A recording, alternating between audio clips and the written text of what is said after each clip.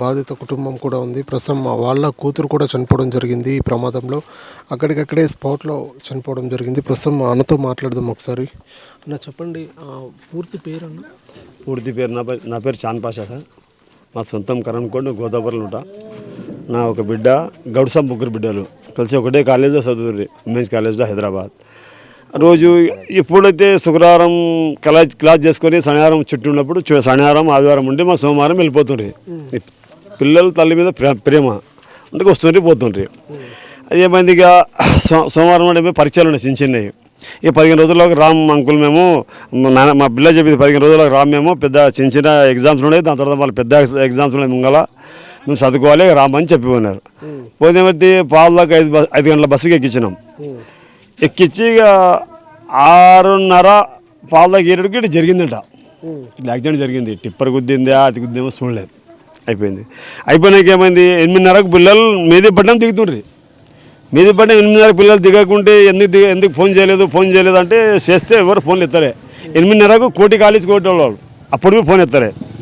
ఎత్తకుంటే ఏమైంది, లాస్ట్ పాలదాకా 9కి 8 గంటల 52 నిమిషాలకు ఫోన్ ఎత్తి మేము హాస్పిటల్గా మాట్లాడుతున్నాం, ఈ అమ్మాయి చచ్చిపోయింది, ఈ అమ్మాయి ఫోన్ మా కాడ ఉంది, మీరు వచ్చి చూసుకోండి అని అన్నాడు.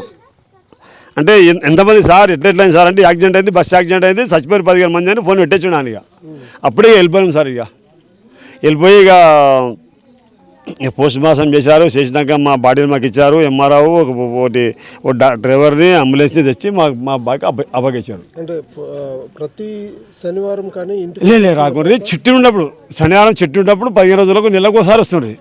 హాస్టల్లో ఉంటుంది వాళ్ళు, ఉమెన్స్ కాలేజీలో హాస్టల్లో మంచిగా ఉండి మంచి పిల్లలు మంచిగా చదువుతారు వీళ్ళు. మా బుజ్జి కరాటే మాస్టర్ ఉన్నాయి. ఆ పిల్లకు గవర్నమెంట్ అది బెల్టులు ఇస్తారు సార్, పచ్చయి నల్ల ఏమి ఇస్తారు కదా, అవి కూడా ఇచ్చారు. ఇక 15,000 జీతం కూడా ఇచ్చారు ఆ పిల్లలకు గవర్నమెంట్ వాళ్ళు. ఇక బహదూర్పూర్ పోయి నేర్పిస్తున్నాయి. ఈ పిల్ల స్వయంగా నేర్చుకొని అలా నేర్పడానికి పంపిస్తారు టీచర్లంతా. మంచి పిల్ల సార్, మంచి చదువుతున్నాయి సార్. అంటే బస్సులో ప్రతిసారి ప్రయాణిస్తూనే ఉంటారు. పాప చాలాసార్లు కూడా బస్సు ఎక్కి దిగుతూ ఉంటుంది. పాప పోయేస్తున్నాయి సార్. అది అంటే ఎప్పుడన్నా ముందే ఏదైనా డ్రైవర్ ఇట్లా ముందే డ్రైవర్ అంటే సార్ ఆ ప్రాబ్లం ఒకటే ఏం జరిగిందంటే ప్రైవేట్ బస్సులు కొన్ని ఉన్నాయి తాండ్రో డిపోలో, గవర్నమెంట్ బస్సులు కొన్ని ఉన్నాయి. గవర్నమెంట్ బస్సుల్లో ఎక్స్పీరియన్స్ డ్రైవర్లు, ప్రైవేట్ బస్సుల్లో కొంచెం జూనియర్ డ్రైవర్లు, అంటే డ్రాప్ సరిగా రానోళ్ళు వీళ్ళు అట్లా వాళ్ళు తోలుతుండ్రి. ఇక ఎట్లా తోలినారు, వాడు ఏం జరిగింది, టిప్పని తప్పరా లేకుంటే బస్సు అని తప్ప మనం చూడలేము సార్. అంటే వీళ్ళు తప్పు చెప్పలేము, వాడు తప్పు చెప్పలేము. మాది హైదరాబాద్ తాండ్ర రోడ్ అయితే బాగాలేదు సార్. అది ఫస్ట్ సందే బాగాలేదు, దానివల్ల చాలా యాక్సిడెంట్లు అయినాయి. ఒకటే కాదు, పోతూ పాప ఏమన్నా చెప్పిందా మీకు? ఏం చెప్పలేదు సార్. ఇక ఇదే మేము పోతున్నామని చెప్పారు. ఇంకేం చెప్పారు, ఇక ఆడ పోయి దిగి ఫోన్ చేసేవాళ్ళు మధ్యలో అయిపోయారు వాళ్ళు. ఇంకేం చెప్తారు, ఇక మాకు సడన్గా వెళ్ళిపోయారు సార్. మాకు వాళ్ళు మోసం చేసినట్లు అవుతుంది. ఇప్పుడు పయ్యోడు మమ్మల్ని గౌడు ముగ్గురు బిడ్డలు, మాది ఒక పిల్ల, 4 పిల్లలు ఒక తల్లి పిల్లలాగా ఉండేవాళ్ళంతా. అట్లా ఉండేపాటికే నేను ఇటు తట్టుకోలేక ఈయన అక్కడికి వచ్చిన మాట్లాడడానికి. ఇక ఏం చేస్తాం సార్. ఇక ప్రస్తుతం దీనికి సంబంధించి కూడా జమియతుల్ ఉలమా గారు ప్రస్తుతం మనతో పాటు బాధిత కుటుంబాలతో అండగా ఇక్కడ రావడం జరిగింది. వాళ్ళతో కూడా మాట్లాడదాం ఏమంటారు. సార్ చెప్పండి సార్, అంటే దీని గురించి ఏం చెప్తారు? ఈ ఘటన ఎవరిని చాలా దుఃఖంలోకి నెట్టేసింది అందరినీ. 2 తెలుగు రాష్ట్రాలే కాదు, యావత్ భారత్ మొత్తం దీని గురించే చర్చ జరుగుతోంది. అంటే ఇలాంటి సంఘటన ఇంకెప్పుడు ఎవరికి రాకూడదని కూడా కోరుకుంటున్నారు. దీని గురించి ఏం చెప్తారు? హిందీలో చెప్పాలి, తెలుగు వస్తే తెలుగు చెప్పండి. हिंदी చెప్తా. చెప్పండి. ये आज हम लोग जमियत उलमा ज़िले वक़राबाद की जानिब से आए हैं। बड़े गम का मौका है। एक्सीडेंट तो होते हैं लेकिन ये एक्सीडेंट नहीं है, ये क़यामत है हमारे वास्ते। तांडूर और तांडूर के सराउंडिंग जो है तकरीबन 20 से 25 लोगों का इंतकाल हुआ है। वैसे तो हमारी बदकिस्मती है कि हमारे तांडूर के लोग और पूरे डिस्ट्रिक्ट के ख़ास तौर पर तांडूर और इधर कोड़ंगल के और वक़राबाद के हर दिन एक्सीडेंट में 1 या 2 का इंतकाल होता। ये हमारी बदकिस्मती है।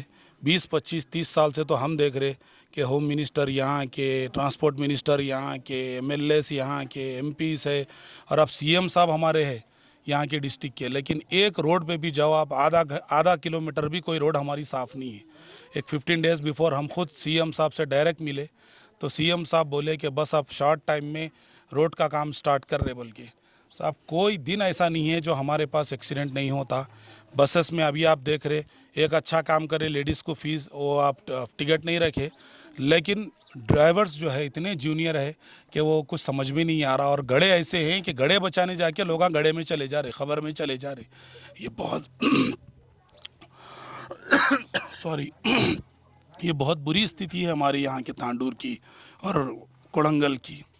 हम लोग जमीयत उलमा की तरफ से ख़ास तौर पर सबके लिए सॉरी हम लोग निकले हैं। हम तांडूर में भी गए, यहाँ पर आए, ये गांव बशीराबाद मंडल में, अभी हम लक्षणापुर के पास गए। कई मुस्लिम फैमिलीज है, कई नॉन मुस्लिम फैमिलीज है। ये इंसानियत की बुनियाद पे हम लोग आए और एक छोटा सा जो हमसे मदद हो सकती है वो हम दे रहे हैं। बल्कि हम आज जमीयत उलमा से ये पूरे इस हादसे में मरने वालों के जिनके भी बच्चे स्कूल और कॉलेज पढ़ते, हम उन लोगों को फ्री एजुकेशन देंगे। ख़ुद हमारा स्कूल है CBSE अलमास इंटरनेशनल स्कूल, ख़ुद हमारा कॉलेज है TH कॉलेज।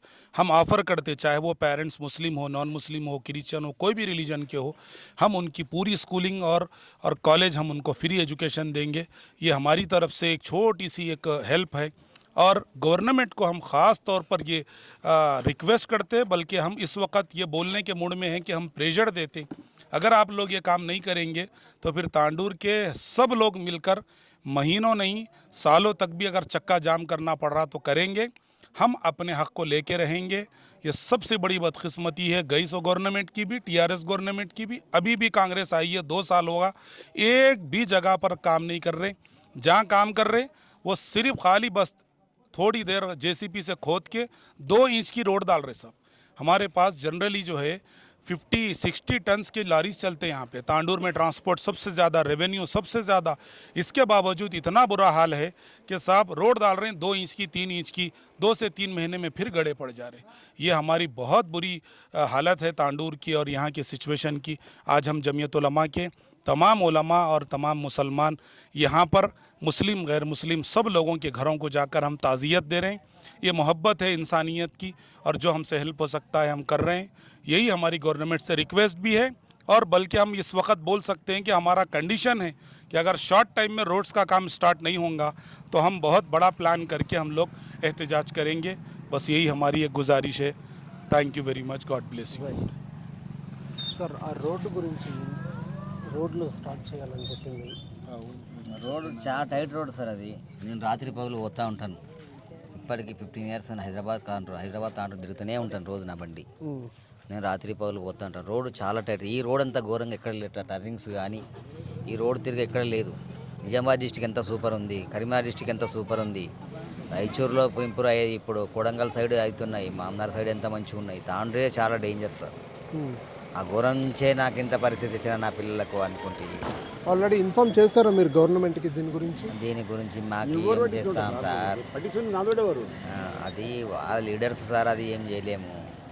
నేను కూడా లీడర్ వెంబడి తిరిగాను కదా సార్, 15 ఏళ్ళు పెద్ద వాళ్ళు వెంబడి తిరిగాను నేను, తెలుసా. అంటే చెప్పొద్దు అంటే ఇప్పుడు చెప్పమంటే చెప్తాను. చెప్పాలి సేటు ఇప్పుడు ఏంది వెంకటేష్ నాయక్, ఏమైనా టీ బాలగోడు, మళ్ళా బెంగళూరులో సిద్ధప్ప అని ఆయన ఇది పెద్ద లీడర్, సిద్ధరామయ్య అని చాలామంది వెంబడి తిరిగాను. చాలామందికి సూట్ కేసు మోసుకుపోయి ఇచ్చేవాడిని సార్. అంటే చెప్పమంటే చెప్తాను ఇంట్లో. అది అంటే రోడ్డు గురించి అంటే సార్ చాలా tight position road sir.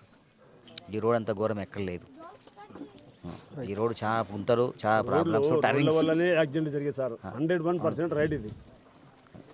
Right చూసుకుంటున్నాం కదా, ఆ రోడ్డు పరిస్థితులు అయితే అత్యంత దారుణంగా ఉంది. ఇక్కడ పరిస్థితులు ఏంటి సరిగ్గా లేవు. అయితే ఇక్కడ రోడ్లు 30 ఫీట్ 3%, 4% రోడ్డు ఇంచ్ ఏదైతే వేస్తున్నారో, ఆ రోడ్డు ఇంచ్ వేస్తే వర్షం పడేటప్పుడు కానీ లేదంటే ఎక్కువ హెవీ వెయిట్ లోడ్లు వెళ్ళేటప్పుడు దాంట్లో గుంతలు పడిపోతాయి. మళ్ళీ వేసేది ఇదంతా టైం వేస్ట్ పనులు. సో మరి అత్యంత దారుణమైన పరిస్థితుల్లో రోడ్లు ఉన్నాయి. ఇక్కడ టర్నింగ్స్ కూడా ప్రమాదకరంగా ఉన్నాయి. స్కూల్ బస్సులు పోతూ ఉంటాయి, RTC బస్సులు, ప్రయాణికులు వీళ్ళంతా ఎక్కువ ప్రయాణిస్తూ ఉంటారు. చాలా జాగ్రత్తలు కూడా తీసుకోవాల్సి అయితే ఉంటుంది. గవర్నమెంట్ కూడా దీన్ని పట్టించుకోవాలంటూ తల్లిదండ్రులు, ఇక్కడ ప్రజలందరూ కూడా ఆవేదన వ్యక్తం చేసే పరిస్థితి ఉంది ఇక్కడ.